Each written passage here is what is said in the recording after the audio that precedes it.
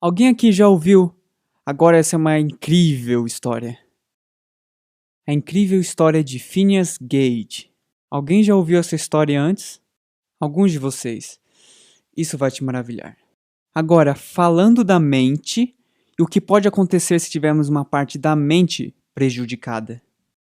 Phineas Gage, com 25 anos, ele trabalhava em uma ferrovia em Vermont. E ele era o encarregado da obra, e essa é realmente a foto dele. Ele era o encarregado da obra e trabalhava com um ferro de 91 centímetros que pesava 6 quilos. E o seu trabalho era, como encarregado, e quando estava abrindo espaço para as rodovias, eles passavam por uns terrenos acidentados e tinham que perfurar uns buracos na pedra. Tinham que colocar um tipo de pólvora lá dentro. E eles colocavam uma carga lá dentro e enchiam com areia. E se afastavam e explodiam a pedra, limpavam tudo isso e faziam isso dia após dia, dia após dia. Certo dia algo aconteceu e Phineas não percebeu que a ordem das coisas não tinha acontecido adequadamente. E o seu trabalho era de encher por último. E infelizmente ninguém havia colocado areia lá dentro. E quando ele desceu e atingiu o lado da pedra, não havia areia e deu faísca e explodiu. De fato, a barra foi impulsionada através do seu crânio. Subiu diretamente por sua bochecha e saiu por cima de sua cabeça. E caiu, alguns dizem aproximadamente 30 metros dele. Pum! Pá! E ele caiu. Vum. Quer saber o incrível dessa história? Ele viveu para contá-la. Incrível! E afetou a parte da frente do cérebro, que é chamado de lobo frontal. E nesse final de semana vamos falar bastante sobre o lobo frontal. O Dr. Harlow, que era o seu médico responsável, olha o que ele disse. Esse realmente é o crânio dele, você pode vê-lo no museu agora se você quiser. E você percebe na testa dele aqui, dá pra ver uma pequena parte que está faltando. Essa parte foi jogada para fora e danificou a parte de trás da cavidade orbital e danificou a testa inteira. Ele ainda viveu para contar a história. Olha o que o médico responsável, Dr. Harlow, escreveu. Gage foi espasmódico e irreverente e às vezes mimado de forma grosseira e profana, o que não era costume dele anteriormente. Antes ele era conhecido como um homem justo, um homem cristão, alguém que respeitava seus amigos e colegas mais do que outros, e ele era um ótimo homem, correto. Impaciente com restrições ou conselhos quando contradizia com seus desejos, uma criança em sua capacidade intelectual e manifestações, ele tem as paixões animalescas de um homem forte. Antes do seu ferimento, mesmo sem treinamento das escolas, ele possuía uma mente bem equilibrada.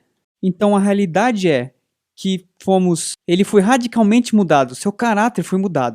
E ele foi de um homem feliz e saudável a ter ataques de raiva. E de fato, depois disso, ele nem queria sair com seus amigos. E ele se dedicou a profanidades grosseiras e deixou a igreja e deixou sua esposa e aderiu a um circo, como um doido do circo.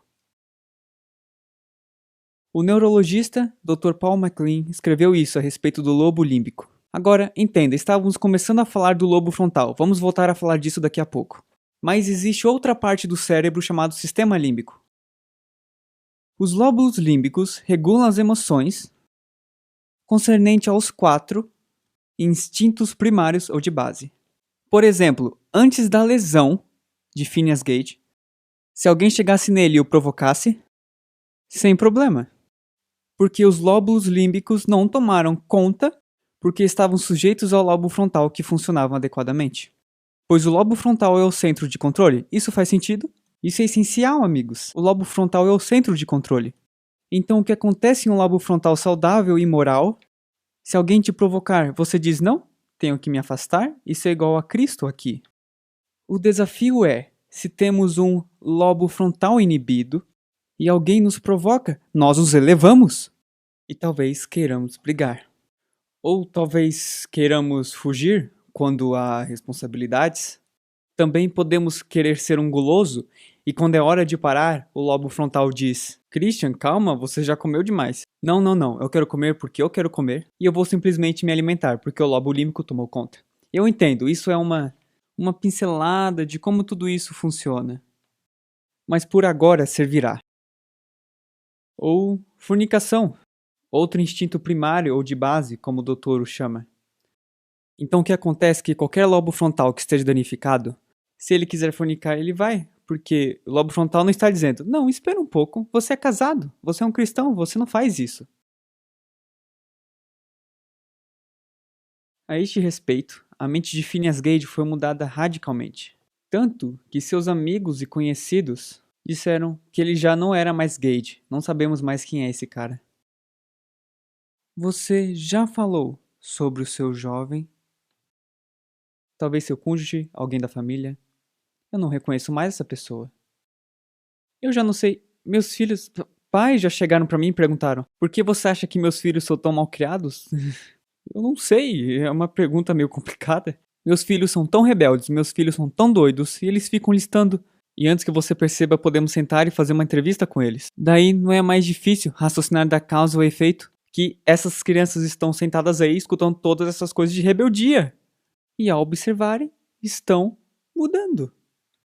Realmente não é algo difícil de entender. É como a mente funciona. Então a guerra é realmente pela mente.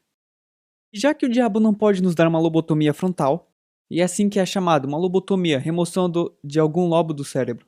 Já que ele não pode nos dar uma lobotomia frontal, como ele fez com Gage, ele inventou muitas outras maneiras que podem basicamente fazer o mesmo. E adivinha? Certos tipos de músicas podem fazer basicamente uma lobotomia frontal. O diabo sabe como encantar a mente. Ele sabe como dar um curto-circuito nos lobos frontais, com música.